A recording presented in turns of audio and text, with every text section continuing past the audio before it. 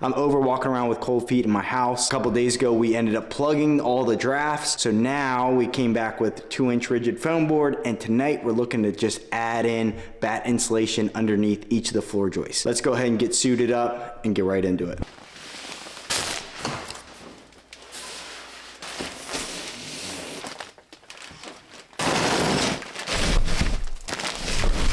We're down in the crawl space now. The rooms above are where they're absolutely freezing. Is our sunroom, living room, the laundry room. So those are the three biggest areas. You can physically tell when you're walking around without shoes on. So the game plan tonight is to go back with this R19 batt fiberglass installation. We're gonna go ahead and put those in between the floor joists of this entire crawl space. I started over there last night and worked my way over, got in a couple bays. It's just really hard. It's a hard job to do, especially when you're on your hands and knees. But I'm looking to tackle the rest of it tonight. Hopefully I have enough material. Let's make our way over to this back wall where we stopped the night before, and then we'll just pick up and just keep going over. While I'm installing the insulation, let's just go over a couple quick items that I would have before even jumping into this crawl space. And the first is a full face 3M mask. The face shield is great, and then the 3M filters that you can change out. This thing is a lifesaver. Protects my eyes from all the dust and stuff getting in, and also in my lungs. I don't know how much it is, but I'll leave a picture of it right here, and then all the links will be in the description below. If you already have a mask, that's great. At least just you could pair it with some eye goggles if not, and then make sure you change these filters out. They need to be changed out every either 40 hours of use or within 30 days. It's like 20 bucks for a 2-pack. You just twist it on, twist it off, and they're good to go. Next is a staple gun. That's what's gonna keep the paper up on the floor joist. Sometimes it gets jammed, but I think all of it gets jammed, even when I'm going, at a fast rate, going back and forth, so you can't really help that. But this is great. It's at a little bit of an angle, so it helps me get into tighter spots. Tape measure and utility knife. When you start running the batt insulation, they come in 8-foot lengths. So when you do an 8-foot run, then you have to usually cut it at the very end. And it's super easy to cut with a utility knife. Get a fresh blade on there and cut the paper side down, so it's a nice clean break. Because I'm on my hands and knees this entire time, I'm gonna recommend some knee pads like I got. They're foam on the inside. These are Milwaukee. You have to protect your knees when you're down here. At the top of the crawl space, you're maybe at 3.5 feet of clearance, and it's on a concrete base, so kind of hurts my knees after some time, but with these foam knee pads, it really helps. And lastly, just full body covering. I have a jacket on with a long sleeve shirt, gloves, pants. The Crocs are optional because you don't want to get touched with this fiberglass insulation. You'll start to itch really bad. Almost feels like you have hives, so just make sure you're covering your entire body. All right, I just jumped out of the crawl space. Have to give it a break. It's about 9:30. The banging is causing distractions upstairs, and our son is having a hard time sleeping. So I'll have to come back and work on it tomorrow, but I'll see you guys tomorrow and then we'll finish this.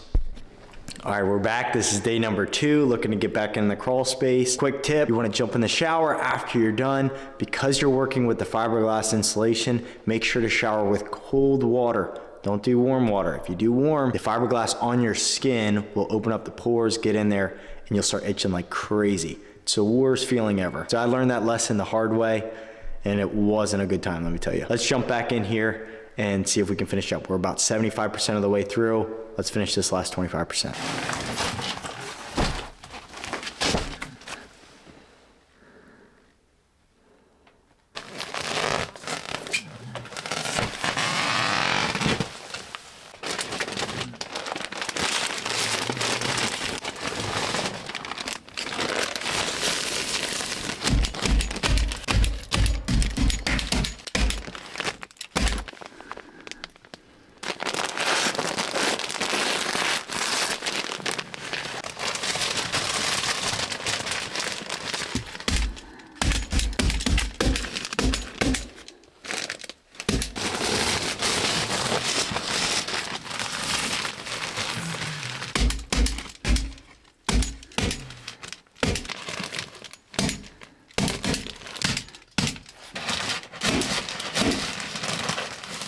There's like a thin piece of sheet metal on one of the sides, so I can't put the staple in the flooring joist. What I can do is pull back the paper a little bit longer and then just kind of nail it on the side. That's what I'm gonna have to do to make this insulation stick up there. What's so frustrating is the widening of each of the joists. Some are 16, some are 14, 15 and a half. that paper can only stretch so thin, so it's kind of like you're hitting and it's just kind of frustrating. I'm probably gonna have to come back with little wooden strips a little bit later. Over time, that the insulation is gonna fall. It's gonna look something like this if I don't secure it, but I'll probably do that a little bit later. Not now, not now.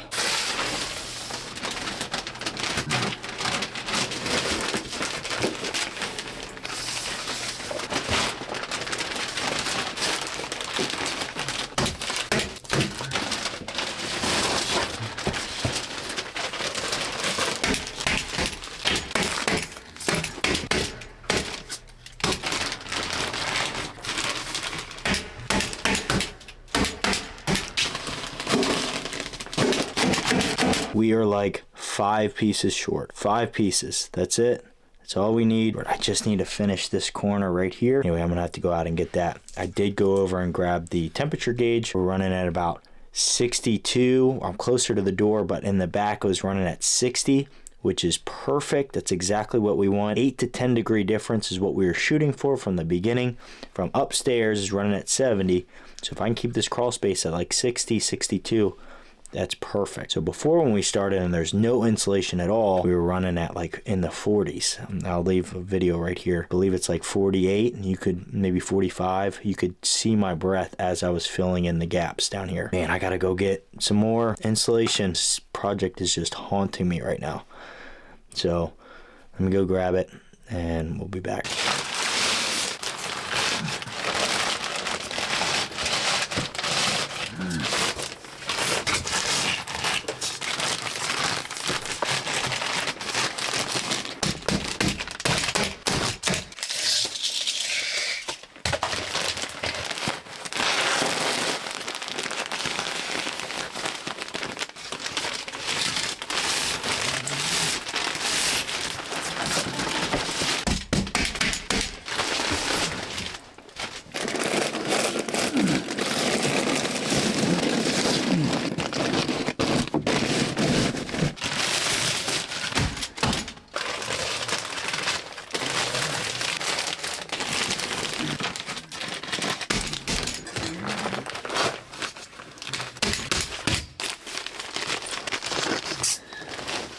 And that's it, I'm out of the crawl space. We're done with installing the insulation. The final temperature was 62 degrees, and that's a huge come up from 45 a couple days ago. So at 62, I just checked the temperature upstairs. The upstairs is around about 72, so that's a good 10 degree difference. Still gotta clean it up down there. It's pretty messy, get all the insulation out. And then I wanna go back over with some, just some strips of wood every foot or so, and that'll hold up the insulation over the long run. Those staples are good, but they're just not meant to hold for long periods of time. Again, you'll start to sag, and then essentially they'll be useless. So, welcome to my channel. Here's my do-rag.